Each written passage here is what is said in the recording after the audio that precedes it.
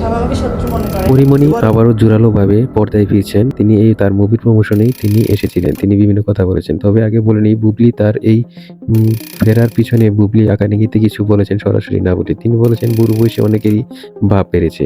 এই ধরনের কথা কেবল তাকেই বলা যায়, আপনারা বুঝতেই পারেন। আর পরীমণি এইসব কথাই তিনি বলেছেন তার মুভি প্রমোশনে। আসলে আমি অনেকদিন ধরে মুভিতে ছিলাম না। এবার আমি মনে করতেছি আমি কন্টিনিউ করব। এখন অনেকেরও হয়তো কষ্ট লাগবে বা অনেকেই কাজ পেতে কষ্ট হবে। কারণ আমি ছিলাম না, এতদিন এসেছি, অনেকে কাজ পাবে না। অনেকের সাথে আমার হয়তো প্রতিযোগিতা শুরু হবে। এ ধরনের কথা বলেছেন।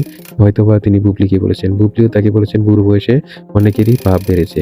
এ ধরনের কথা একজন আরেকজনের প্রতি বলেছেন। এইসব বিষয় নিয়ে সোশ্যাল মিডিয়াগুলোতে খুবই তোলজোড় চলছে।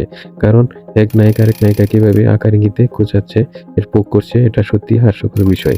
এখন দেখা যাক পরীমণি এবং চঞ্চল চৌধুরীর সাথে যে মুভি প্রমোশন করেছে তা কেমন হয়। ঈদের মুক্তি পাবে তাদের মুভি। এটাই দেখার এবং বুবলির জন্য শুভকামনা রইলো এবং আপনার অভিমত অবশ্যই কমেন্ট বক্সে জানাবেন।